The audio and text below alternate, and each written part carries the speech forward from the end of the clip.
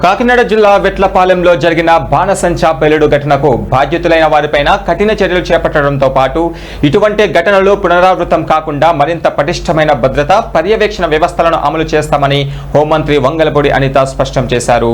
హోంమంత్రి అనితతో పాటు జిల్లా ఇన్ఛార్జి మంత్రి పొంగూరి నారాయణ, కార్మిక శాఖ మంత్రి వాసంశెట్టి సుభాష్, రాజ్యసభ సభ్యులు సాన సతీష్, బీజేపీ రాష్ట్ర అధ్యక్షులు రామ్ మాధవ్లు వెట్లపాలెంలో పేలుడు జరిగిన స్థలాన్ని సందర్శించి ఘటనకు దారితీసిన కారణాలను తెలుసుకున్నారు. ఈ సందర్భంగా మీడియాతో మాట్లాడారు అనిత. అయితే బాణసంచా తయారీ కేంద్రం యాజమాని నిబంధనలకు విరుద్ధంగా అనుమతించిన పరిణామం కంటే ఎక్కువ పేలుడు పదార్థాలను నిల్వ చేయడం, ఇక కార్మిక శాఖలో నమోదు చేసిన సంఖ్యకు మించి కార్మికులను పనిలో పెట్టుకోవడం, అలాగే పర్యవేక్షణ బాధ్యత వహించాల్సిన అధికారులు నిర్లక్ష్యంగా వ్యవహరించడం ఈ ఘటనకు ప్రధాన కారణాలుగా గుర్తించామని స్పష్టం చేశారు.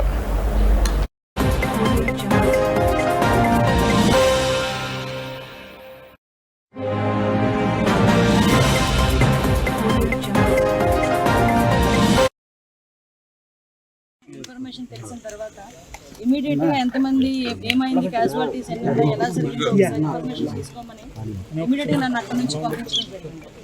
నేను బయలుదేరిన కొద్దిసేపటికి ఇంకా సారే ఇంత పెద్ద విస్ఫోటనం జరిగిన తర్వాత కంపల్సరీగా నేను వెళ్ళాలి, ఏం జరిగిందో చూడాలి, వాళ్ళందరికీ కూడా భరోసాగా నుంచోవాలని గౌరవం మీరు అబ్జర్వ్ చేశారు. ఆయన జడ్పీ సెక్యూరిటీ ఉన్న మనిషి, ఒక సెక్యూరిటీ ఎవరు లేరు, బీపీ కార్ లేదు, ఏమీ లేదు. డైరెక్ట్ గా అతని చాపర్ లో వచ్చి ఇక్కడ దిగి ఎందుకు ఈ మాట చెప్తున్నానంటే ఒక కమిట్మెంట్ గల ముఖ్యమంత్రి గారు స్పందించిన తీరు గురించి చెప్పడానికి అట్ ద సేమ్ టైం అదే టైంలో ఇక్కడికి రావడం, ఇక్కడికి వచ్చి మొత్తం స్థల పరిశీలన చేయడం, అక్కడికి మార్చురీ దగ్గరికి వెళ్ళి అక్కడ ఉన్న మృతదేహాన్ని వాళ్ళ కుటుంబ సభ్యులు మృతదేహాలను చూసి వాళ్ళ కుటుంబ సభ్యులు కూడా పరామర్శించి జీజీహెచ్ కి కాకినాడ వెళ్ళి అక్కడ ఉన్న వాళ్ళందరినీ కూడా పరామర్శించి అక్కడ ప్రెస్ కి కూడా అడ్రస్ చేయడం జరిగింది. ఓవరాల్ గా ఈ దుర్ఘటన నేపథ్యంలో ఎంతమంది అధికారులు అయితే ఇందులోని అంటే రెస్పాన్సిబిలిటీ అంటే కొంత ఇర్రెస్పాన్సిబుల్ గా ఉన్నారో ఆ నలుగురు ఇర్రెస్పాన్సిబుల్ ఆఫీసర్స్ ని గుర్తించి వాళ్ళని కూడా ఈరోజు ఒక అకౌంటబిలిటీకి అట్ ద సేమ్ టైం వాళ్ళ మీద చర్యలు కూడా తీసుకోవడం జరిగింది. ఒక ఎంక్వైరీ కూడా వేయడం జరిగింది.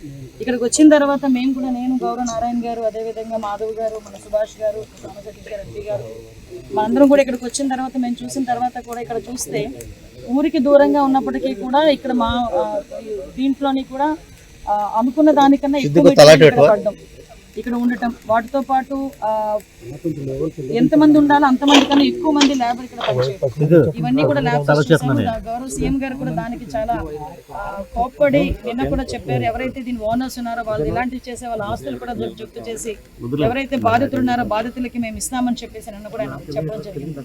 దాని నేపథ్యంలోనే ప్రతి కుటుంబం చూస్తేనండి ఇందులో 80% ఆఫ్ పీపుల్ అందరూ కూడా 100% SCBCలో ఉన్నారు. వాళ్ళందరూ కూడా రోజువారీ కూలి పని చేసుకుని బతుకులు. ఆ రోజు వీళ్ళు ఇక్కడికి వచ్చి ఆ కూలి పని చేసుకుంటేనే కానీ వాళ్ళ ఇల్లు గడవలేని పరిస్థితి. సో వాళ్ళందరికీ కూడా అండగా నిలబడాలి.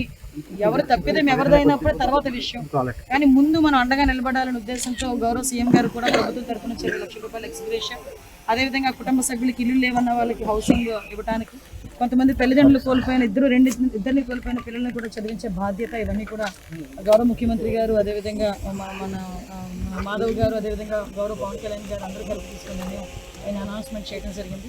ఇలాంటి సంఘటనలు పునరావృతం కాకుండా చూసే బాధ్యతను కూడా మేము తీసుకుంటున్నాం.